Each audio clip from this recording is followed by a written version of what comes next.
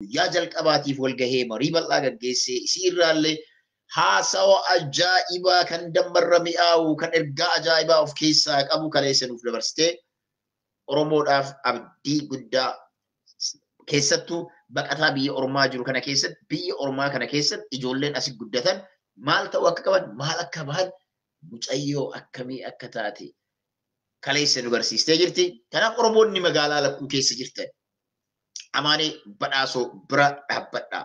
Deeggarsa maallaqaatiin bira dhaabbadhaa. Hojii walabaatiin bira dhaabbadhaa. Volontiir ta'aatiin manaa manatti deemuudhaan uummata lafaa dammaqsuudhaan qeerroon Oromoo keessattuu kan biyya natti dhalatteetiin guddatte biyyi kan kee Ameerikaadha jettee warri abdattan. Warri akka keenyas biyya sanitti waa qabna jettanii gara Oromiyaa waa hiyyaan amaanee daddafoo wajjin amaanee badhaasoo wajjin dhaabbachuun dirqama addaati. Kanaaf qeerroon Oromoo amaaneen wanti amaaneen hojjette hojii ajaa'ibaa ta'uu isaatiin hedduun gammadee Oromoon hedduutu gammadee warroonni magaalaa lakkuu keessa jirtan abbootiin amantii charchii fi masgidatti abbootiin amantii waaqeffannaa manguddoonni Oromoo tokkollee osoo hin hafne qeerroon Oromoo tokkollee hin hafne afooshaaleen Oromoo tokkollee osoo hin hafne jaarmiyaaleen Oromoo kamiiyyuu tokkollee osoo hin hafne amaanee daddafoo bira dhaabbachuuf dirqama Oromummaa qabdan. Dirqama Oromummaa qabdanii seenaanis isin gaafata. Kan hojjetaa jirrus seenaadha. Seenaa hojjennu kana keessatti gahee keessan taphadhaa yaamicha isinii dabarsina. Har'as namoonni garaagaraa walgahii guyyaa kaleessaa hin dhageenye akkamitti dhagahuu dadhabne namoonni jettan hedduun keessan komiin keessan qaamota garaagaraa dhimmamtoota Oromoo hedduu irraa nu bira gahaa jira. An akka yeroon geessetti voluntarily ilmaan Oromoo waan gaarii hojjetan. Qabsaa'ota Oromoo waan gaarii hojjetan.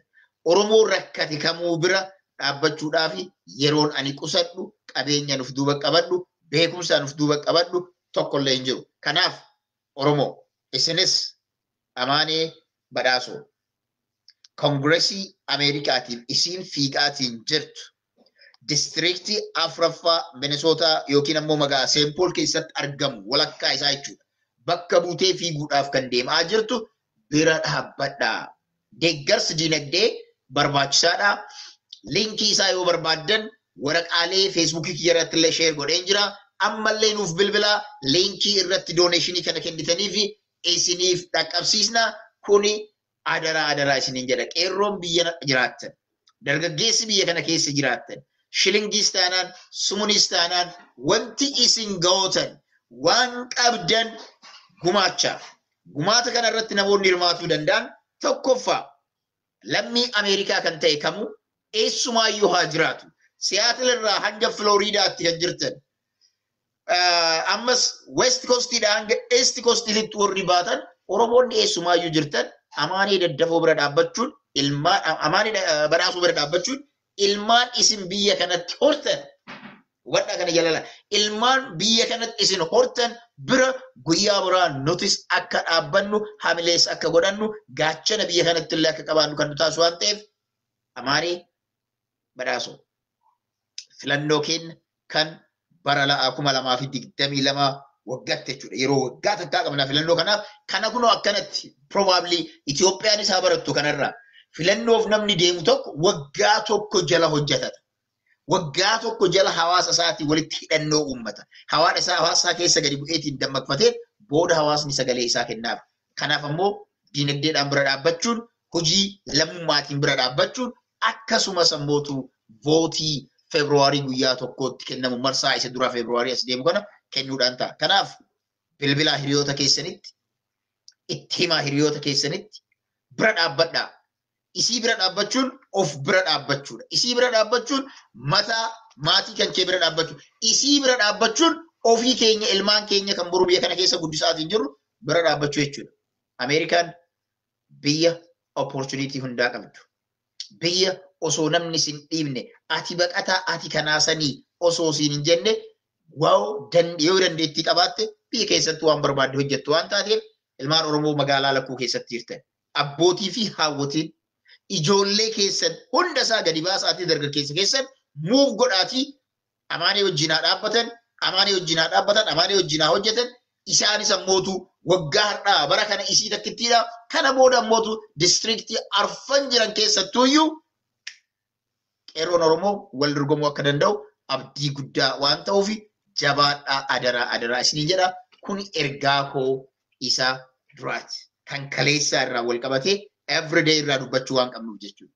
Lammaffaa Galaanaa Gaaromsaa artistiin beekamaa fi jaalatamaan hiriyaan Haacaaluu kan Haacaaluun akka of jaalatutti jaaladha jedhee yeroo lubbuudhaan jiru osoo hin wareegamin dura dubbate guyyaa boruu magaalaa lakkuu seena.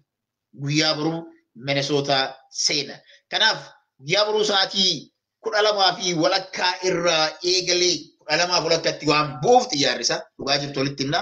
Oromoon naannoo sa'aatii 12 irraa eegaltanii eerpoortiitti walitti dhuftanii Galaanaa Gaaromsaa akka simattan yaamicha kooti. Yaamicha kooti.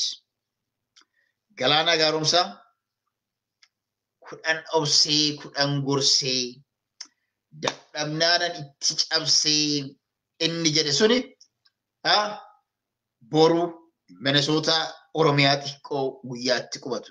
Dargaggeessi Oromoo Haacaaluu jaalatu Galaanaa akka inni ittiin hin simanne jiraayii yoo jenne hin jiru. Kanaaf qeerroon Oromoo, qarreen Oromoo, haati Oromoo, abbaan Oromoo guyyaa boruu sa'aatii 12:00 irratti laandi godha. Isin ammoo 12:00 dursitanii eerpoortii seenuudhaan Galaanaadhaaf simannaa ilma keessaniif godhuu qabdan tokko akka gootan yaamichi koo, yaamichi Oromummaa akkuma yeroo hundaa yaamichi koo isin haa dhaqqabu. Guyyaan boruu guyyaa Galaanaa Gaaromsaatti siman. Guyyaan boruu guyyaa yoo Oromoon magaalaa lakkuu kanaa seenaa hojjette artistoota Oromoo biraatii fi barumsa addaa itti dabarsinu. Hayyoota Oromoo hedduuf barumsa addaa kan itti dabarsinudha. Kanaaf guyyaan boruus guyyaa Galaanaa itti siman waan ta'eef akka argamtan. Sagantaan isaa bakka 2 jira guyyaa boruu. Garuu guyyaa boruu sirbi hin jiru. Boru maaltu jira? Eerpoortiitti simannaa terminal 1 jechuudha. Airport terminal 1 itti simannaa. Terminal 1 itti erga simannee booda sana booda ammoo namoonni iddoo sanatti dhaqqabuu hin dandeenye. Namoonni iddoo sanatti dhaqqabuu hin dandeenye sagantaan addaa airportii xiqqaa biraatti sa'aatii 3 irraa eegalee kan gaggeeffamutu jira. Iddoo sanatti argamtanii Galaanaa simachuu ni dandeessu. Galaanaa simachuu ni dandeessu. Eessa iddoon sun yoo barbaaddan naaf bilbilaa isiniifan hima. Kanaaf sagantaalee kanneen lamaanii achirraa ni bu'aa. Kallattimaan iddoo Oromiyaa 11 irratti guyyaa iddoo sana himnee jirra. Buufata xiyyaaraa xiqqaa gara Noorzii kan irra jirutti achirraa tuuriitu jira. Tuurii qabna. Tuurii sanaaf Galaanaan magaalaa kana xiyyaaraan akka irra bashannanee gubbaa gadi garagalee Mississippi kanas qilleensa gubbaa irraa ilaalee Ameerikaan maal akka qabdu, Oromiyaan xiqqoonis maal akka qabdu, Oromoon ammoo kabajaa isa ittiin qabu helikopteraan tuurii magaalaa kanaa goosisnaa. Sana booda galgala gara iddoo inni qubatutti deebisnaa. Kanaaf yoo asitti dhaqqabuu dadhabdan iddoo xiyyaaraa xiqqaa gara kaaba magaalaa lakkuu kana gubbaa irra jiru irratti walitti dhufuu dandeettan.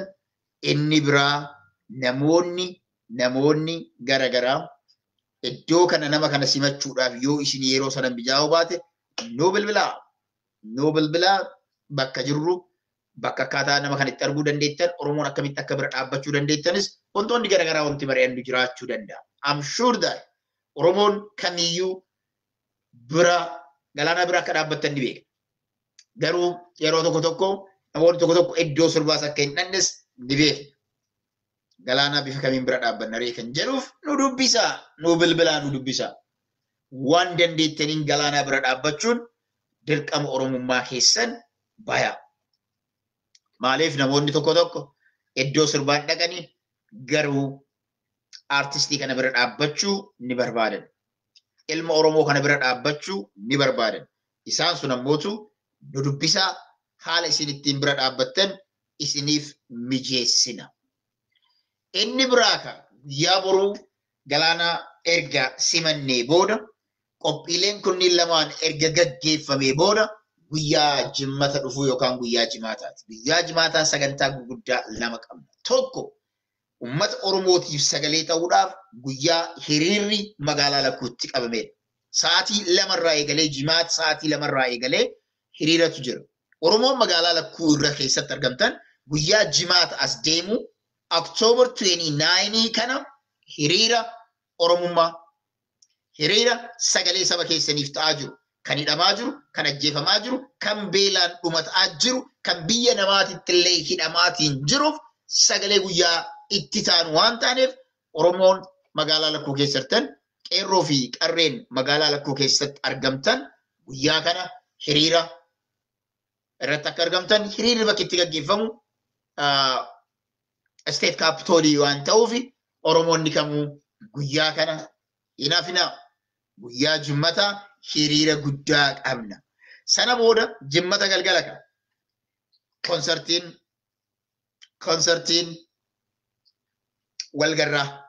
konsertiin walgarraa yookiin ammootu konsertiin galaanaa gaarumsaatiif qophaa'e galma ajaa'ibaa isteejii ajaa'ibaa magaalaa Minneapolis karaa Henappiinii fi karaa torbaa irratti kan argamu achitti gaggeeffamu.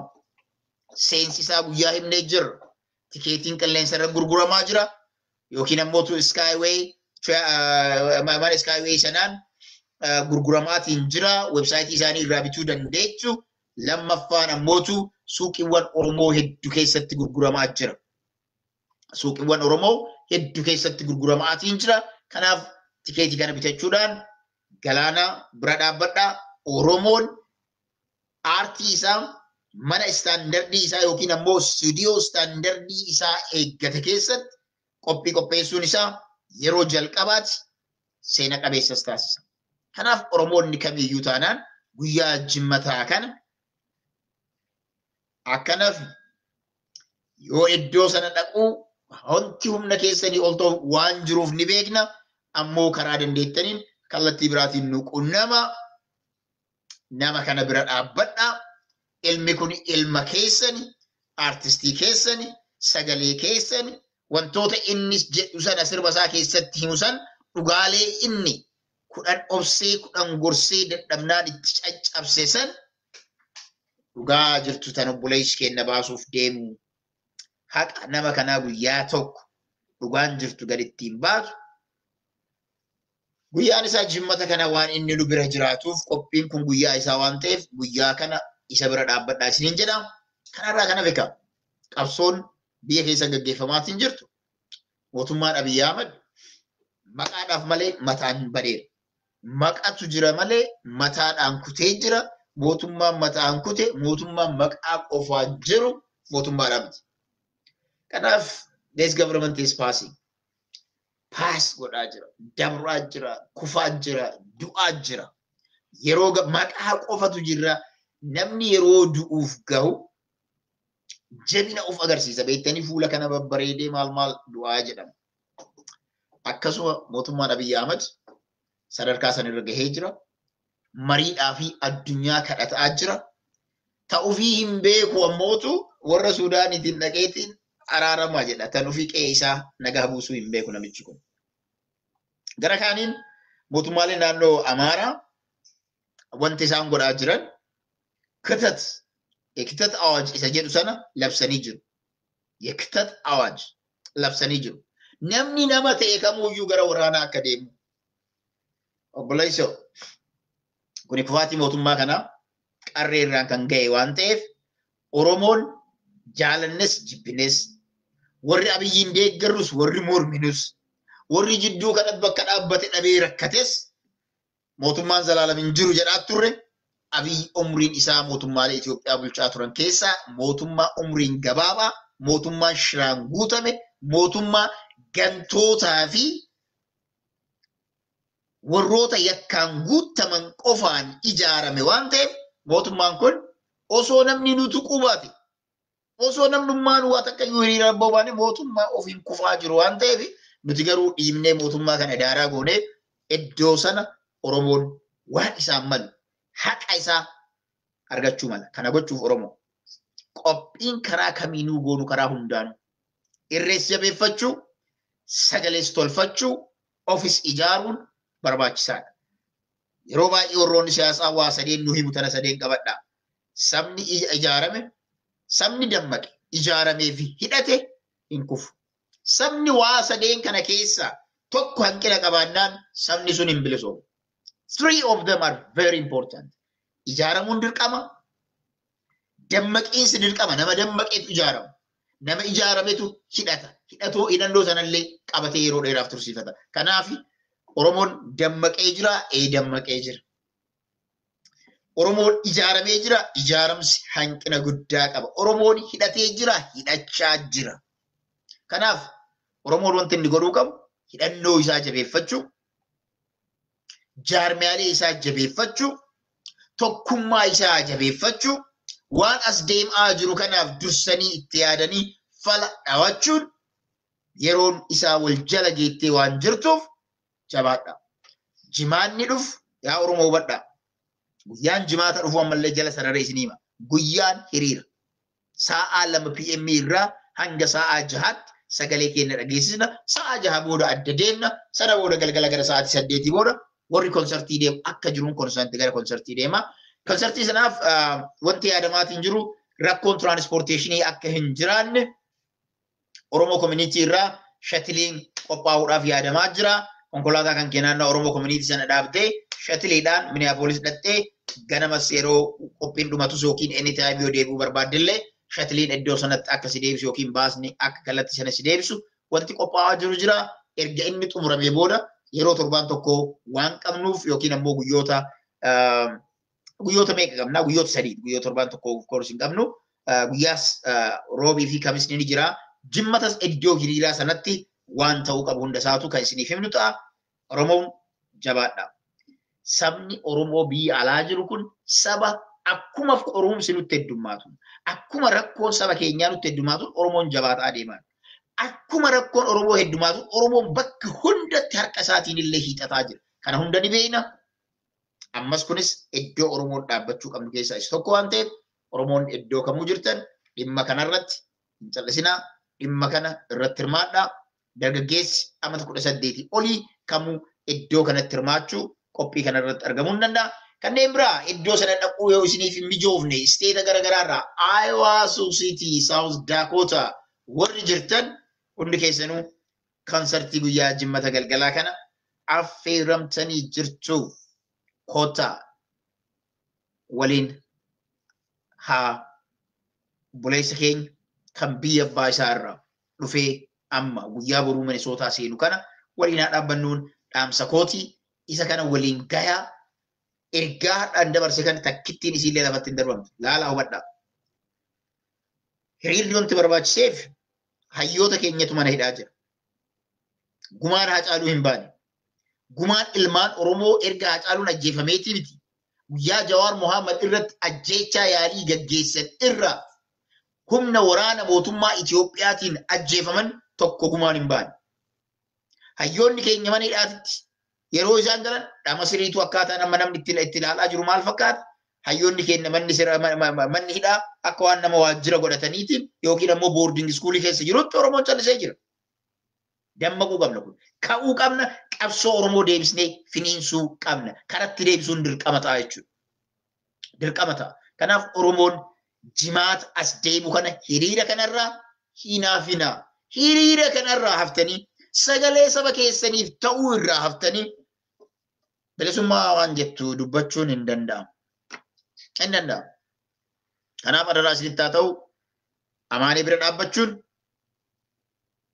borus galaanaa simachuun jimaata qophii hiriiraa fi konsertii galaanaa irratti argamuun dirqama oromummaa keessan bahan dhaamsa kooti naaf jiraadha kanaa ol hin dheeressu isii tana sheer godhaa oromoota hunda biraan gayaa Galaana Gaaromsaa will be here in Twin Cities. Yoo karaa INP gubbaa baatan already konsertiin sun post ta'ee jira. Konsertiin kun iddoo sana kan qophaa'eef standardii aartii Oromoo guddisuuf Oromoon magaalaa kana keessatti maqaa qofa osoo Oromiyaa xiqqoo qofa osoo hin taane faranjiin hedduun tikeeta kana bitatanii akka seenan ni agarra. Because they want to see artistoonni Oromoo kun maal akka sirban ni argu. Kanaaf dubbii Oromoo qofaa miti sabaaf sablammoonni hedduun illee sagantaa kanarra waan argamaniif hirmaadhaa Oromoo duubatti nafinaa tikeeta keessan yeroodhaan bitadhaa. Tikeeta keessan yoo bitattanii akka yeroo amma kallattii garaagaraa yeroo qophiin godhamu namni dursee tikeeta bitatee fi kan tikeeta achitti bitatu karaa tokkoon hin seenu. Laayina garaagaraati. Warri sadarkaa olaanaa, sadarkaa lammaffaa, sadarkaa sadaffaadha tikeetni. Sadarkaa lammaffaan doolaara 100 kan qabu jechuudha. Kursii mataa isaanii bakka ofii isaaniitii ta'an kan qabu jechuudha. Inni biraa ammas sadarkaa olaanaan bakka barbaadan iddoo qabatanii bakka barbaadan garee godhatutu jira. Tikeeta bittuu malee akkanumaan dhattee achi seenuu hin dandeettu. Kanaaf abbaa 300 barbaadan taanaan kan 300 bitadhaa. Abbaa 100 bittan taanaan kan 100 bita. Kana bituun keessan galaana bira dhaabbachuudha. Galaana bira dhaabbachuu. Atis hiriyoota kan kee wajjin yeroo gaarii dabarsita. Akkasumas ammootu hiriyaa keessan, ilma keessan, artistii keessan bira dhaabbattu. Kan jedhe doolaara 50 taanaan is a general jechuudha. General bakka waa hundinuu itti gaggeeffamu sana waan ta'eef laalladhaatii tikeeta kana bitadhaa. Tikeenni kun gurguramaa jira, onlaayinii gurguramaa jira, iddoolee garaagaraa Oromoo community illee dabalatee iddoo garaagaraatti gurguramaa jira. Stoora akka Awaash, Ashamaa, maal kanneenitti Ashamaa fa'aatti gurguramaa jira. Iddoolee inni itti gurguramu hundattuuyyuu tikeeta kana bitachuudhaan qophii kana bareechisaa qophii kana qopheessuu fi ispoonsar gochuudhaan biizinasni Oromoo kanneen irra hirmaattan of dura maqaa keessan kan yaamnu yoo ta'u ammaaf garuu Galaana Gaaromsaa ispoonsar godhee kan fide Osfaanaan. Osfaanaan yeroo Osfaanaatti yeroo qophiin Haacaaluu Hundeessaa gaggeeffamu tiimni sun lamaan waliin hojjetanii artistoota Oromoo hedduu fiduudhaaf yaalamus yeroo sanatti milkoofne amma garuu kan Galaanaadhaa milkoofne jirra.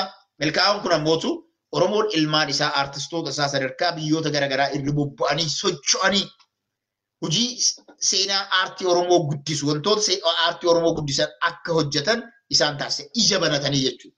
Addunyaas argan. Haacaaluun fa'aati rabbi isaa fa'aa araaramu. Yeroo Oromiyaa keessaa ba'anii biyyoota garaagaraa dhaqan waa hedduu arganii galan. Akkuma biyya namaa arganiin sammuun namaa bal'ataa aartii Oromoolee akkaataan itti guddisan namaaf jijjiiramaa deema. Kanaaf bu'aan konsertii kanarraa argamu artistoota birootaatti barumsa addaa kennu konsertiin Oromoo sadarkaa olaanutti akka ce'u yookiin ammoo aartiin Oromoo sadarkaa olaanutti akka ce'u warroota aartii kanaaf karaa agarsiisu, ulaa agarsiisuudha. Yoo hojjettan waan nama boonsu, waan saba boonsu yoo hojjettan nutis akkana isin bira dhaabbannaa kan ittiin agarsiisnu. Iddoo akkanaa kanatti bakka Oromoon biraa sirbee hin beeknetti, hojii akkanaa hojjetee hin beeknetti akka hojjettan isin taasisuudhaan. Kana hojiin keenya kana. Guyyaan boruun guyyaa seena qabeessa. Namni ganamarraa boqonnaa qabdan, Haacaaluu simachuu barbaaddan, odeeffannoo barbaaddan taanaan naannoo sa'aatii 11tti yoo Oromoo community dhuftan achirratti qophiin tokko achirraallee qophaa'eetiin gara eerpoortii waan deemamuuf achillee dhuftanii odeeffannoo argachuu ni barbaadan taanaan Oromoo community sa'aatii 11tti yoo dhuftan achirraallee odeeffannoo gahaa ni argattu. Jabaadhaa. Halkan gaarii, guyyaa gaarii, boru wal garra. Nagaatti.